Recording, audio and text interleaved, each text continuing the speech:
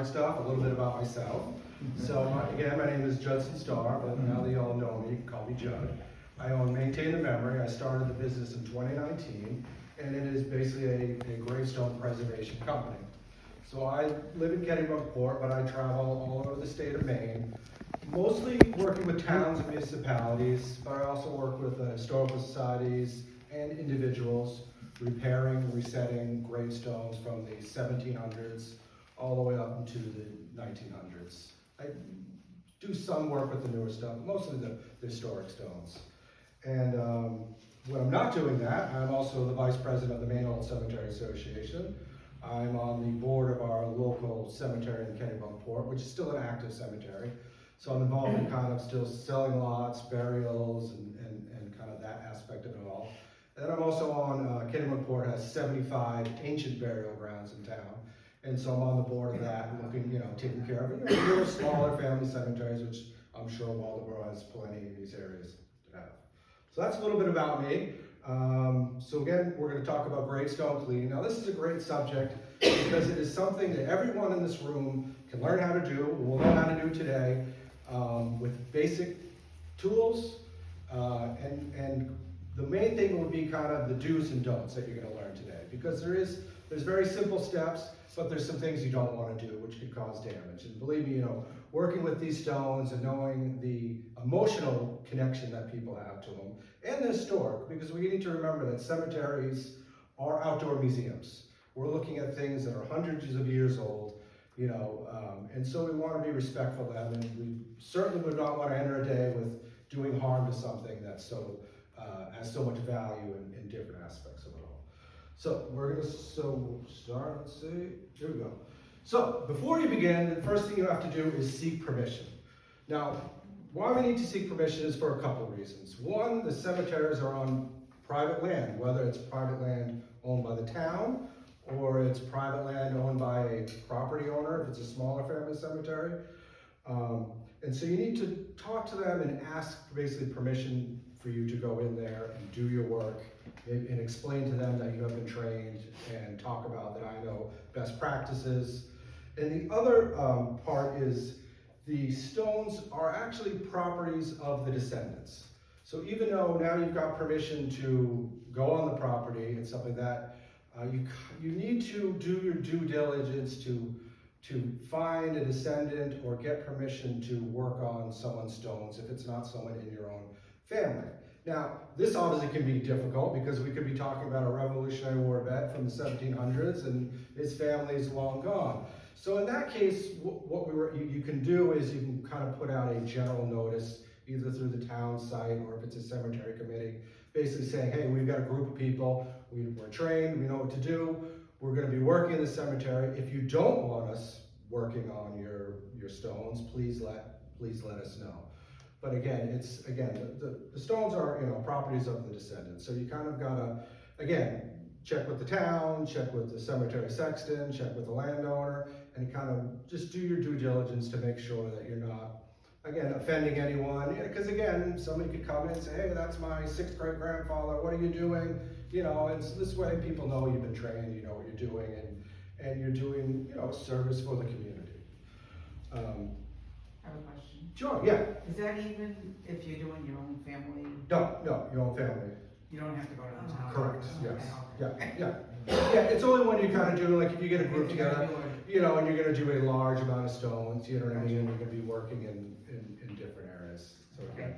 So once you kind of get past that part, we want to do, so this is the area where, again, you want to make sure you do no harm, you know what I mean, because again, I guess the question is, why are we cleaning these stones? Well, a lot of times they are illegible, and so we want to clean them so we can read the inscriptions on it, read the death dates, read who this person is. But before we do that, we want to do a safety check, because again, we don't want to do something that is going to harm the stone or is going to harm harm yourselves. These stones are very heavy, and if they're unstable while you're working on them, they could fall and hurt. So things we want to avoid is ones that are leading at a large angle. So, And why we want to do that, A, is once it's leaning, we don't know how secure it is into the ground. And again, while you're scrubbing on it, you could cause it to fall. The other reason is, as it's leaning, the stone has weight on itself. It's now top heavy, and again, you could be scrubbing on it and cause it to break if there's a crack that's already started. So if you see something that's leaning, as you can see, that's the stone in here. This is actually Sheepscot Cemetery in Newcastle, and you see there's a red flag over there. So that was kind of flagged as in, nobody touched it, and it was actually one of the ones that I came in and we got it straight and then we cleaned it. Another one is any unstable stones, and you'll see a video coming up next. But in the kind of the late 1800s or early 1900s, they started what's called like a monument. They started doing stacked stones. So it would be a base stone, a mid stone, and the upper stone that had all the information on. Now, what they did is they had steel rods that would go through them to kind of keep them in alignment and add structure to them.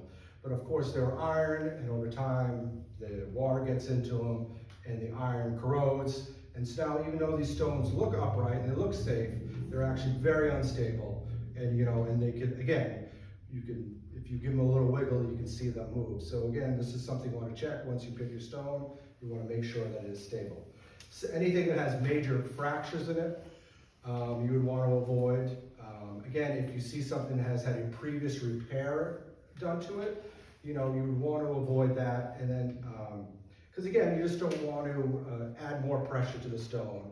And in that sense, when you did that, you could do kind of just a no scrub method where you would spray on a biological solution and kind of just walk away and let the solution do the things. The other thing is in particular with marble. It's called marble sugaring. So again, not all marble is created equal. It kind of depends on where it came out of the ground. Marble that's deeper into the ground is compressed more, and so it's a little better grade as marble that's closer to the surface. But in general, over time, due to the elements and acid rain, marble sugars, and basically it's called sugaring because literally it starts to turn to dust. So if you come to a stone and you kind of put your hands on and fingers on and you start to see grains coming off, this is what's called sugaring. And that is another reason why you would want to avoid that. Because even though we're cleaning the stone, and we're doing a good thing cleaning the stone, as you're scrubbing, if it has this sugaring, you are going to be removing microscopic parts of the stone. And so you would want to avoid, again, cleaning a stone like this. You want to use a no scrub method, so you don't wear away any important information on the stone. Another thing we want to avoid is the earlier stones. The earliest stones were slate stones, and they have what can happen is called delamination. Because slate, it comes, when it's compressed, it forms layers. Like that's how we can have, slate roofs. They can cleave it off very thin. So if you see a stone that's kind of splitting apart, that'd be another one that you wouldn't want to touch, and you kind of use a no scrub method. The other type of stone we want to clean is a zinc stone. And those are, basically, is a metal, is a cast stone that came around in the late 1800s, early 1900s. You see them dotted around, and so that's another one where you don't clean it. It takes a special process. But again, they don't grow moss or lichen on it, so it's not one you would see that you wouldn't be able to read. So again, the next slide you're going to see is what I'd say is an unstable stone. It is a picture of, let's see, we'll get it, and we'll play, and it's just showing. So you can see it's a stacked stone. You can see there's the base, the mid base, and then the upper stone with all the information on it. It's standing straight. It looks good. It's everything. Now, if you do a slight wiggle on it, you will see that is very unstable. So now that stone there in particular, again, it has these pins that go through, all these layers. But again, it is worn away. The pins are disintegrated. So it was standing upright and good, but as you can see, there was nothing holding it together. So again, if you were to go up to that stone and start, gently scrubbing, it could fall down and break. It could fall on you.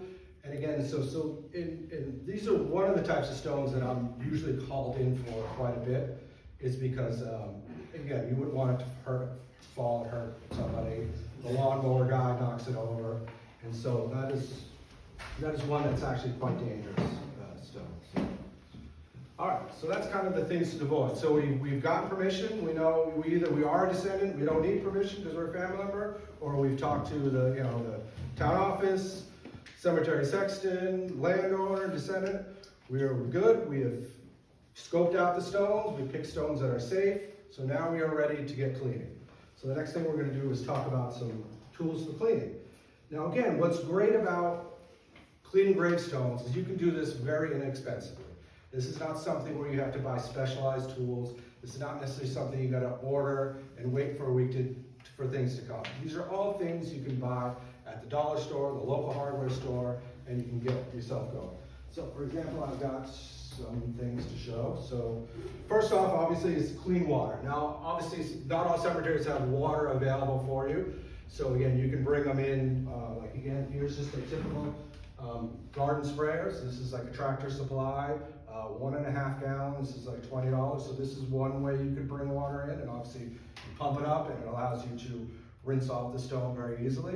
If you don't have something like this, you could bring water in jugs and just have a bucket of water and dip your brushes in the water and then have another bucket of clean water to dump on afterwards. But this is very handy if you're going to be doing a lot of it because it gives you more control as far as rinsing as opposed to just kind of dumping a bucket of water. But so that's kind of, water is very key. Let's see, the next thing are brushes. So we want to use soft brushes. We have never a wire brush. Don't take your old barbecue brush and think you have another life for it, right?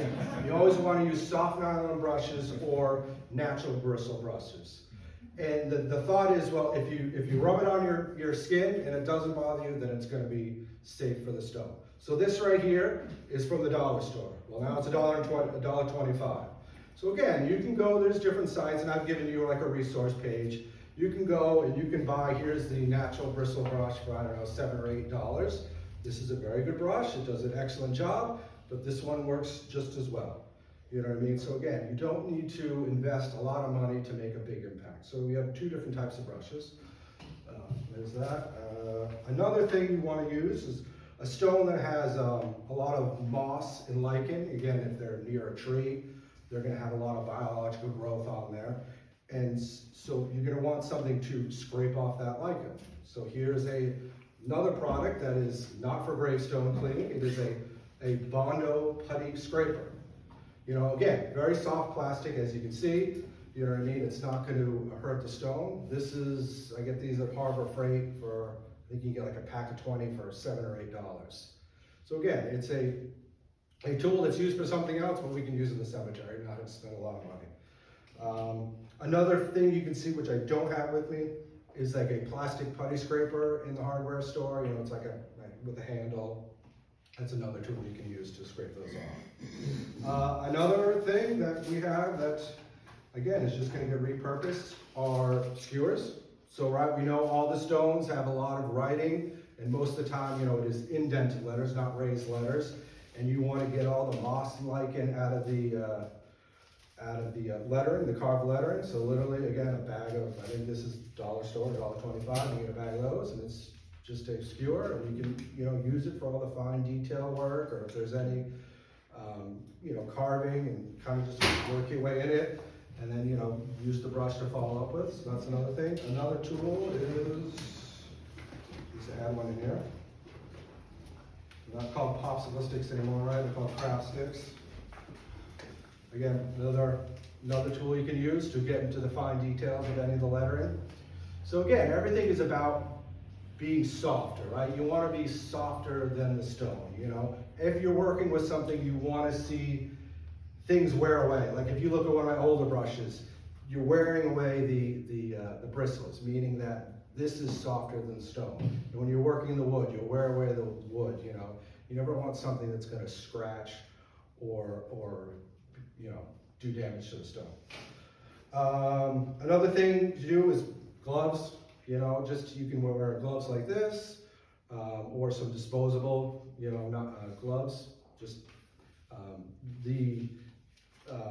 The biological solution we use is non-toxic, so you're not using it because you're using a harsh chemical. It's just more about for comfort and kind of keeping your hands clean at the end of the day. Another good thing to have is, because you are kneeling a lot, right? The stones are down, having some sort of padded kneeler, knee pads, or they make like little kneeling stools with handles on it. And it just, again, makes your life comfortable because, you know, you're there, you're probably spending 20 minutes, you know, because you got two sides and, you know, two faces, the sides and the top. So again, it's just more about comfort and allows you to get kind of more done in one setting. So again, those are the tools, and as you can see, there's very basic tools. You know, there's really nothing you need to go out and spend. I mean, again, you can go to the dollar store and $10 and have craft sticks, brushes, enough for a couple people.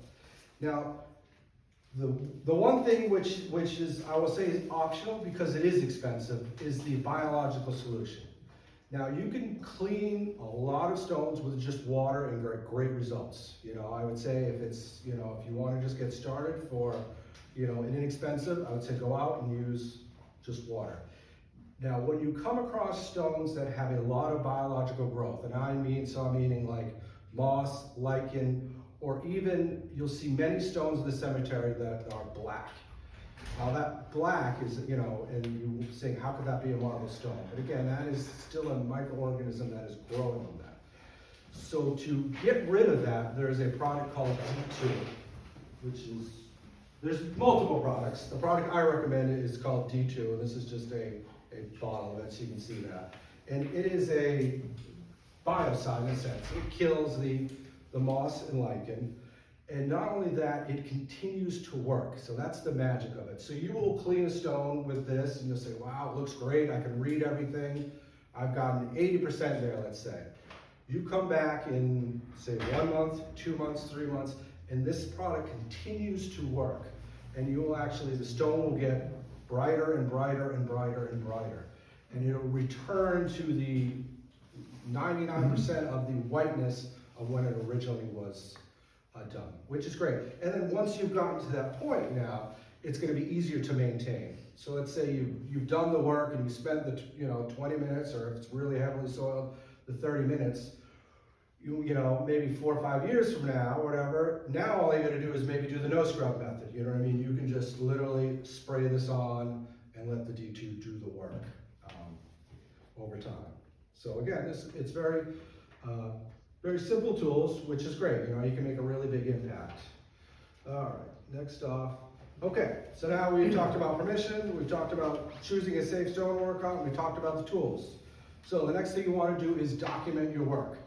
Now, everyone's got phones, so the first thing I would do is you take a before and after picture, because that's really rewarding, and then you can show your friends and talk about at the dinner table, look what I did, look at the stone, you couldn't read it, I didn't know if it was a male or a female, or what year they died, and then look at me 20 minutes later, look at it, I can read it all. So I think it's great for your personal self to document this, and it's also good for historical purposes. Because again, if you're working in a large group and you dedicate your cemetery committee and you say, well, we're working in X cemetery, Hillside, Riverside, or whatever, you can, again, it's a record of what you've done, where you've worked on, and it's a good historical record, and you can keep records of, maybe you found out information that you couldn't read about the person, like you knew it was Captain David Coffin, but you didn't know the year he died. And so this is just, again, a reference to what you did. If you would like to go a step further, and many cemetery committees do this, is you could have a written documentation of your work. And that could be literally type of stone, who's on the stone, death date, birth date, all the information that's on there. Even the inscription, you can write what you've done, or the conditions in, any sort of iconography that's on there. And then that could be kept for the cemetery's records. That could also be put on, there's different websites. There's one, Find Your Grave is probably the most popular site, and that's basically a website with cemeteries from all over the country and international, and it lists, death dates, inscriptions, stuff like that. So you can You can add that to that database.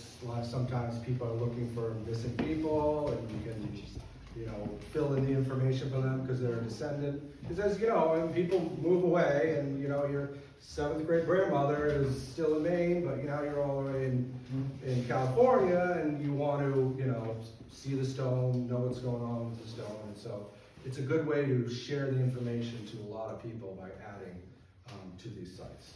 So again, documenting work is a very important part of it. Okay, so now we've got permission, we've checked for safety, we've got our cleaning supplies, we've taken our before pictures. Now we're getting ready to the fun part, to clean.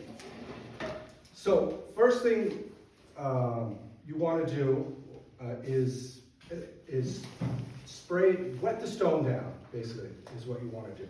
And that's for two reasons. One is, if there is a lot of moss and lichen on it, the water is going to help you scrape off the moss and lichen easier. You know, when it's a little bit wet, it's going to fall off more. So the first step, spray the stone with water. You know, mist it. You're not dousing it, but mist it. Scrape off any moss or lichen on the stone. And again, not every stone is going to have it. Some of it's just going to be dirty. Now again, and I want to say this, the next step would be spray with D2. Again, this is an optional method. D2 is expensive, like this is $19, a gallon's $45, 5 gallons is $200. So I don't want to discourage people to say just because you don't have this doesn't mean you can't make an impact. So if you have it and it is heavily covered in lichen, I would spray with the D2. At this point, you need to let that sit for 10 to 15 minutes to let the D2 do its work. So while you're doing that, you can scope out your next stone or wander around and look, you know, and look at some of the other interesting carving and stuff like that. Once you come back, again, you can, you know, start scrubbing, basically. And when I say scrubbing, sometimes that is not the right word, because I don't want, you know, somebody coming and really, you know, lean. This is not elbow grease work, you know what I mean? You want to do light motions, circular motions up and down. You're not really leaning into the stone. One reason is, again, you don't want to damage the stone by putting too much pressure on. And another is, again, you don't want to remove any unnecessary material, because again, marble is fragile, you know, again, especially if you've had some sugaring going on. And so it's just kind of, it's light motions, circular motions, you know, and you're working using a lot of water, you know, scrub an area, rinse off the area, and you're working from the bottom upwards. I like to start with the back, do the sides and the top, and I like to leave the front for the last, right? Because that's the showpiece, right? Is when you get to reveal what's been missing, reveal what's been hidden, you know, what's been hidden with the dirt and grime all these years. And you know, I do one side at a time. So you do the back, you know, scrub, rinse with the water, scrub, you know, using your sprayer the whole time, kind of, you know, you want to keep the surface wet. So again, you're not grinding in dirt back into it. So scrub it, spray it, scrub it, spray it. And then once you've kind of touched everywhere with your scrub brush, then stop and then just rinse, you know, rinse the stone down. I mean, that's kind of the final step really is to really rinse the stone. Yes? Do you start at the bottom, cleaning at the bottom, so that in case you discover any cracks or anything underneath of all of this, that you can either... Yeah, I mean, that would be another, I'll tell you, the direction of, this is a controversial, and I do not know why it's controversial. Some people say, start from the bottom, work to the top. Some people say, work to the top, work from the bottom. A lot of that has to do with the idea of streaking. And so when, it goes back a little bit, this was not, the D2 was not designed for gravestone cleaning. It was designed for cleaning large buildings. So this is used to clean monuments in Washington, the White House. And so when it was developed, they were working in large areas. And so they said, you know, work from the bottom up, because it was kind of how, you know what I mean, they were approaching their jobs. And so it has kind of carried over. Again, being on the Maine Island Cemetery Association, they say work from the bottom up. They continue doing that. And so that's kind of why I do it, but sometimes you'll find me work from the top down. But that is a good point. As you're cleaning it, you may come across exactly cracks that you didn't see. So you know, again, as you would want to be careful once you start to notice any fractures and stuff like that. But, so again, that is, yeah, go ahead. If I perhaps missed it, if you Right. said it, where do you find the D2? So this is, and again, it's on the resource page, so you can, there's locally you can buy it at White Cap Supply, Building Supply, which is, but it is very, I think there's one in Bangor. It's it's expensive, and it's not local to many people. There is a company, called restoredirect.shop, and it's written on there. And they are a supplier out of Connecticut. The price is controlled. Every place sells it the same. So basically, you're looking for a supplier that's close to Maine, so your shipping is not so expensive. So there was one supplier, a large supplier in Connecticut. They are no longer a distributor because they have their own product now. But now there is this restoredirect.shop. And they are out of Connecticut. I had a friend order some. I think it was $8 to have it shipped to Maine. I will note, if you are a MOCA member, there is a 10% discount code that got sent out to people. If you are not a member or want to become a member, it's only $10 a year. That discount code, you could ask for that code and you get 10% off. This one supplier is offering. So you can't just get it from a regular hardware store? No. Eldridge Lumber is the only, Eldridge Lumber and again, White Cap Supply, so it is not, no. So that's what I'm saying, you know what I mean? If you can't get it or you don't, you can do a lot with water, you know, so that's why I don't want to discourage you saying, you have to use this. I highly recommend it. It does an excellent job, you know, like I said, and it continues to work, but don't let it stop you, you know, yeah, for sure. So I have a quick question. Yes. I've been playing graves for a while. I know there's some controversy. There's other stuff out there like wet and forget, Yes. spray it away, you know, Yes. the ones that you can get at Lowe's and Yep. whatever. Why don't you recommend those, just out of curiosity? I use the D2, so. I use it, again, it's a proven, you know what I mean, again, it's proven method, and I don't want to, there is a different chemical makeup between the two. Wet and forget has more of a ammonia compound in it, and I don't want to say because I'm not a scientist, but from what I've read it's the chemical makeup on it it's a little too The harsh. price of that has gone up. Exactly, it's significant, it is expensive, that's what I want to say, I'm like, and listen, it is sold ready to use. I do know people who dilute it 20% to get a little more out of it, and it works just fine. So I mean, you could stretch it, you know, because it is expensive, but it doesn't last a long time. But again, yeah, it's a proven product, so again, it's been used for, you know, over 20 years. It's proven, you know, it's safe for the stone, it's pH balanced. For the marble, because that's where the delicate comes in. I mean, you're cleaning a granite stone. Granite is less porous. It's a harder stone. You know what I mean? It's the marble stones that are soft. They're very porous. So whatever you're putting onto them is really getting soaked in. And again, this has been proven kind of not harm. Does it matter whether the surface is polished? The front of the stones are polished, but I noticed that the backs and the sides are not. Yeah, I mean, like isn't for- the point of the polishing so that it isn't as porous, so it doesn't get lumpy? Yeah. It's covered and it's only been 10 years. Right. So again, all marble stones were polished at one time, but I know with the more modern granite stones, there's a polished face, and then there's kind of a rough, whether it's a chiseled sides and a lot of it has to do with cost. Obviously, a polished face is more. But yes, when it comes time to clean, getting all that gunk and moss off the polished face is a dream. It's easy.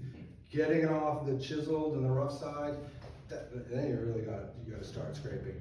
And in situations like that where there's a lot, I will spray it with the D2 and walk away and come back 1 or 2 days later, let the D2 work, let it kill the moss and lichen, and then again, you wet it and it easily flakes off.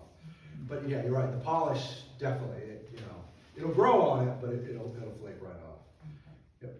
Sir? Yep. Will that D2, how does that work with chlorine water? Is that any reaction with that, or? Now say again, for, Like a system that's in a city or a town that's chlorinated? yeah, I haven't noticed any adverse effects to Okay. that. Cause exactly, yeah, sometimes, a lot of times where I'm filling off a well water, I'm filling off a town water, you know, or city water, and I haven't noticed Okay. any difference in that. That's a good question though. You're the first ones to ask that, but yeah, I thought about that. Yeah, I thought about that. So again, any questions on the cleaning? Because I know this is kind of like the crux of why we're here. I mean, like I said, the steps are very basic, you know, as long as we're being safe and doing no harm. What about, pitch on black granite? Pitch on black granite. So again, with granite, you can, again, where you can be a little more, use a little bit more products. On that, pitch is difficult to get off. So if you're careful, and again, I wouldn't, you know, put it on a rag. You can use like a little bit of acetone, would loosen it up. Because basically you're just trying to loosen up the pitch a little bit, and then you can kind of scrape it off. But again, use it sparingly and, you know, put it on the rag, don't first, and then put it on the stone. But yeah, sure, there's a lot of pine trees around, and yeah, it gets everywhere, for sure. Yep. Thank you. You're welcome. Any other kind of questions on procedures? All right, we'll go. If you think of any, please jump in. So, okay, so I keep on talking about the do no harm, right? We don't want to damage these historic pieces. So things we're never going to do. We talked about things we are going to do. We never want to use pressure washer on slate and marble stones. They're too delicate. You know, a pressure washer is just going to do damage. It's going to remove material. You're going to get the instant result, but you're not going to get, but you're really doing damage to the stone. And that's one thing that, when I come across, I do now, when I started, I did just cleaning, and then I switched into doing repairs. And that was one of the hardest things. I was going up against monument companies that come in there, they've got their big rig with their pressure washer, and they're putting bleach in their system, and they're going in and they're spraying it down. They have an instant result. The customer comes, wow, looks great, it's white, and they leave happy and they pay. So that was one thing I had to kind of explain to people, is that that's not the best thing for the stone. You know, it's in longevity, it's doing damage to the stone. And that's why, you know, we have to explain to them about D2, how it was pH neutral for, you know, for the marble, and that you gotta trust the process, and over time it works, and the stone will brighten up, and it is safer for the stone. Because again, bleach can cause irreparable damage by eating away at the stone. Bleach also causes the sugaring effect on marble stone. And then the other thing with do no harm is always work within your skill level. So, you know, today, you know, I feel like you could go out and you could, you know, do some cleaning. But again, if something's broken, or if there's something needs repair, or something's leaning, you know, I wouldn't want you to go and try to remedy that problem without proper training. So again, it's, you know, always kind of, I see a lot of good intentions done in a cemetery that have led to bad things. So I know there's many people that go in and, you know, they want to right something that's wrong, but it either leads to a poor result or damaging the stone. There's many times I see repairs done with silicone caulking, improper epoxies, metal straps, all sorts of things. And again, it's a short-term fix because eventually it fails, and then someone's got to come around and I'm chiseling concrete off, or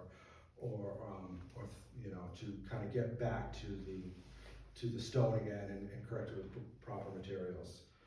All right, so next we have, I'll do slight plug for the Maine Old Cemetery Association.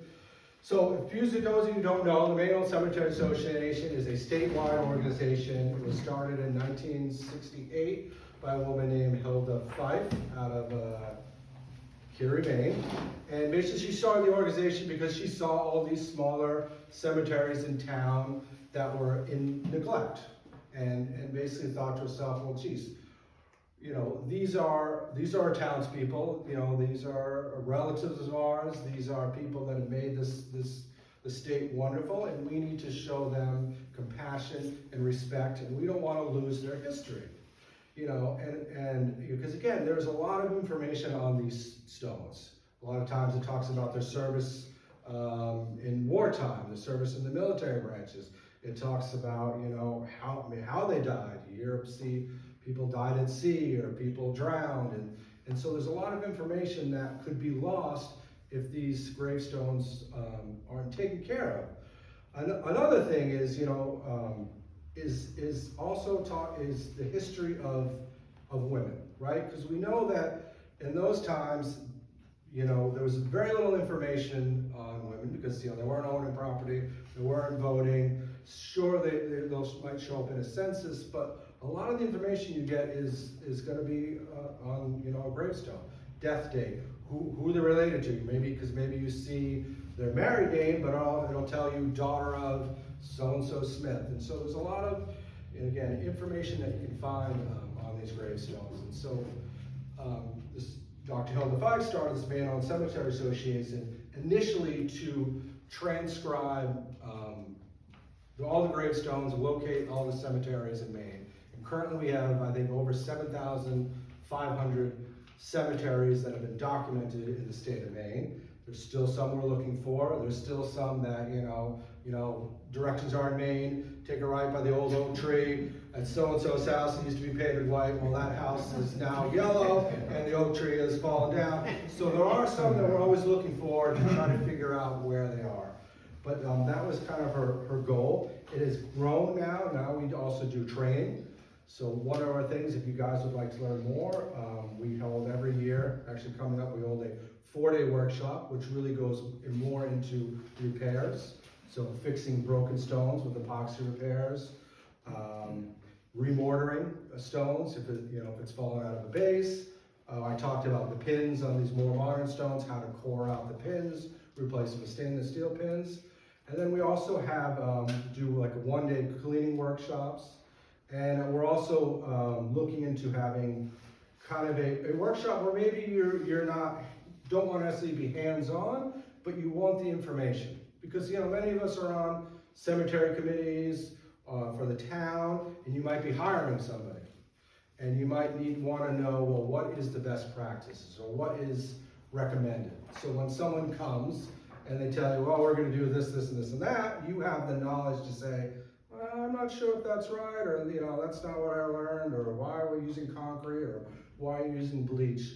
And so we're going to be having more of those, basically. So again, people can see the work being done. We'll have demonstrations of how to do that, and it's basically just for more knowledge for people. So again, they can make decisions whether they're hiring somebody or they're teaching somebody who wants to do the hands-on work, you know, the proper techniques. So again, membership is only $10 a year. And again, when I say right now, members can get a 10% discount code for D2 if you sign up. So I can, again, kind of give that plug for that. And then last thing is, thank you very much. If there's any questions, I'd be happy to answer them. Yeah, go ahead. Can you use the D2 on a surface that doesn't have any lichen or anything yet? You can. It would be. Would that help prevent?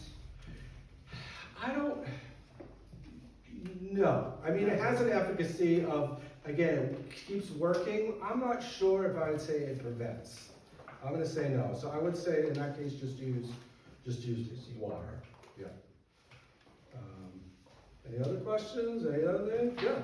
Do all headstones that are sitting on a base, how do you know if they have a rod in between them? Because I noticed that it was slightly off center a little bit, like it might have slid a little bit, and so I put it back in position. So what I will say, so again, it is a certain time period of stones. So originally, I'll give you the long answer. Look at. So originally the older ones were called tablets. So they were basically a slab of either granite or marble, and to keep them upright, 1/3 of its length was put into the ground. So the next step to that was they used a mortise and tenon joint. So as quarrying granite got easier and the tools for cutting granite got better, what they found out was that marble was very expensive because a lot of it was getting imported early on. Well, why are we putting 1/3 of it in the ground? So they devised a system where they had a rectangular block of granite, they cut a slot into it, and then the stone was mortared into the slot. So that's that, and then the next kind of step was what we call a monument, so a multiple piece monument, where it has that stacked, like here's an example of the stacked stone. And so this is again 3 pieces here, and you can see where those 2 cracks are. That is actually where the rods are. So this is an indication of right here. So this here and right here. And so it go about 2 inches into the granite base, all the way through the mid base, and 2 to 3 inches into the marble. So all stones were done, done like that. So again, when you look at that time period, you know that they've used that. When you see the cracking, you know that's exactly where the pins are. And so what they did is, again, they're using iron pins, and because sulfur was very readily available here in Maine, so it was like a 1-inch hole and let's say a 3/8 pins. So they would pour in liquid sulfur, and that was what was binding the pin into the hole. But what, again, they didn't realize is that you've got sulfur, you've got iron, and now you're adding water, and you're making basically a sulfuric acid. So that's eating away at the iron. They then figured that out, and they changed, and they started using molten lead as kind of the binder into these holes. And then you'll see there's bronze pins that they're using. So they realized that what they were doing wasn't the best for longevity. So after that, and when they kind of got into modern granite pieces, those they stopped using pins, and they used what's called a setting compound. So it's basically a putty that comes in different colors, a gray, a brown, and they use lead. So then the 2 kind of work together. So the putty it's not an adhesive in a sense as a epoxy, but it does have some gripping. It doesn't, it takes a very long time to dry out. And then it's the lead that actually creates some friction that kind of keeps it from moving. So the lead does 2 things. The lead is a spacer in a sense, so the lead won't compress, because if you didn't have the lead there, you're gonna stick the heavy stone down, and this compound is gonna be reduced to nothing. It's, But it spread out. sits flush. It sits flush with the base. You're not seeing any, so then maybe, yeah, it's, I think it's just. so then it's just set on. So then, yeah, typically it would be, you'd wanna lift that up, put the setting compound on.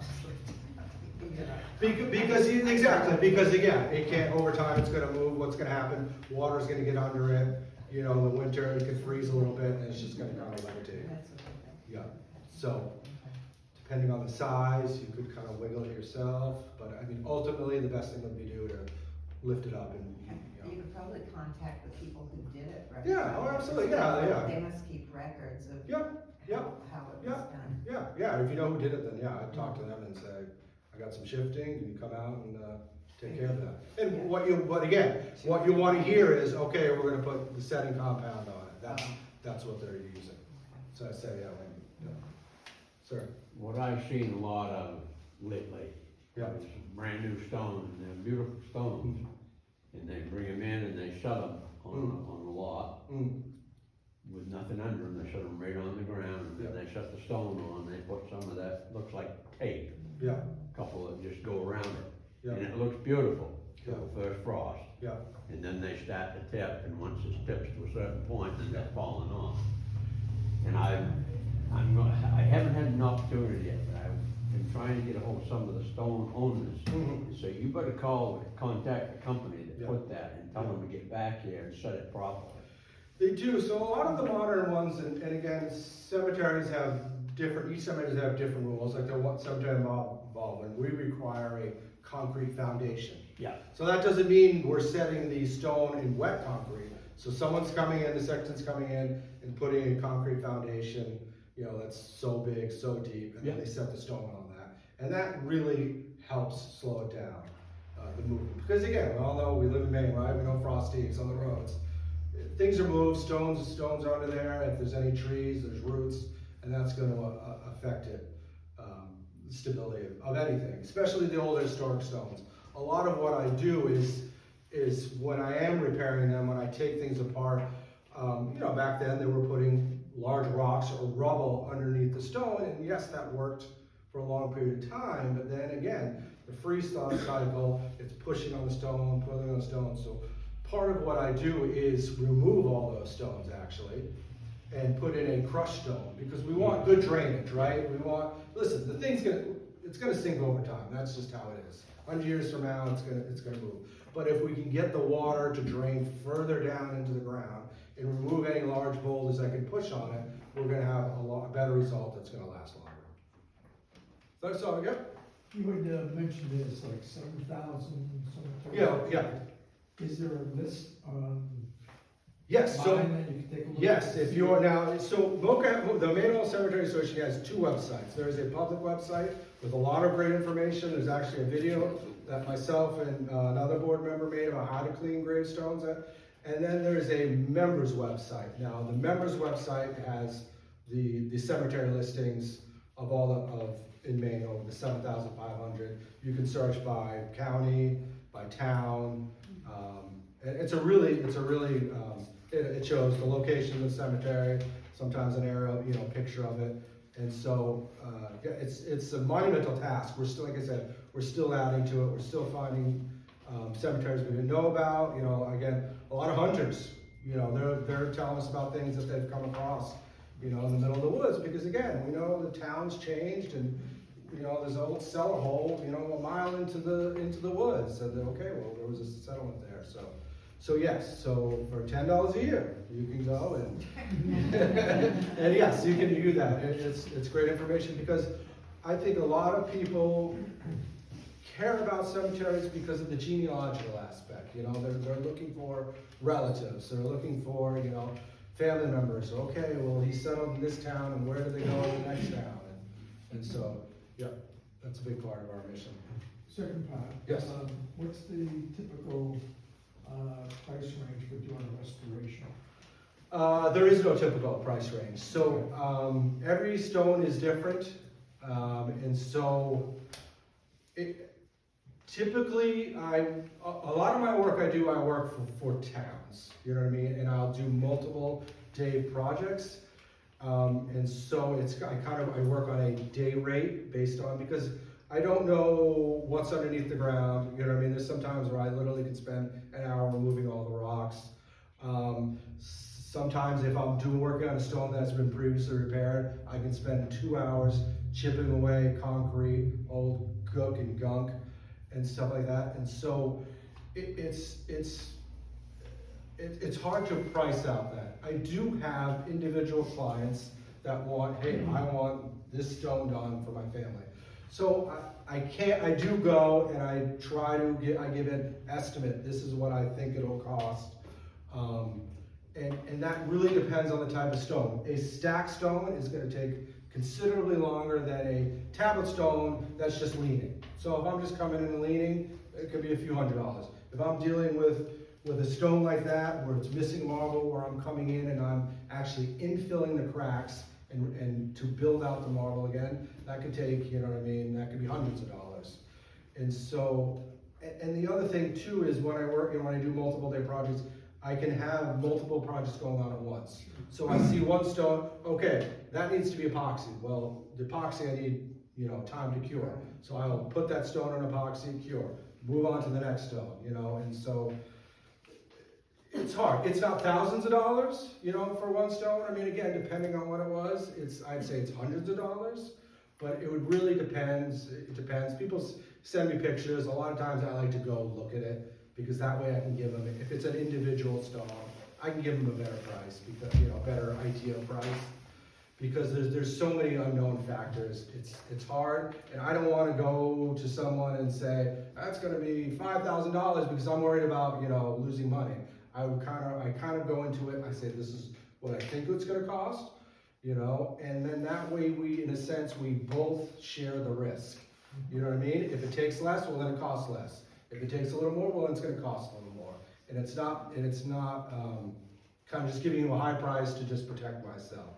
Because I've come across, as I've been doing this, monument companies giving prices that are extremely high, thousands of dollars. For example, I did one stone in Limerick. They got a price for $3,500. It was a stacked stone like that, in great condition, it just fallen over. I came in, I said, I can do that for $800. So, I mean, it's, some of it, listen, some of it's overhead. I don't have a storefront, I don't have, you know, employees, I work for myself. Some of it's that, some of it's, they don't wanna work on the historic stone. So, you know, so it's, I try to keep it fair. I try to, you know, I said, prepare people on what it might cost. But I'd say, but to answer your question, hundreds of dollars, not thousands of dollars. I guess is the best I can say without knowing what we're talking about. Anything else? Probably sick of hearing me talk, or? Thank you. Thank you. You said on the websites Yes. that, is that information about the different people in the, cemeteries that you have listed? Yes, so again, there's a one called Find a Grave, which is a public website, again, and you can search by, again, town. You can search somebody's name. If you don't know which town he's in, you can type in the name and maybe the county or the state, and they can find that. And so again, that's another good resource. I will say there are some wrong information on there. Some people get it wrong. But, so that's that. Again, if you are a Milker member, then there are, I will say those records are, I'm not gonna say 100% accurate, but more accurate, because we have people actually going out in the field and double checking. Yep. All right. Oh, thank you. Yeah, thank you. I appreciate it.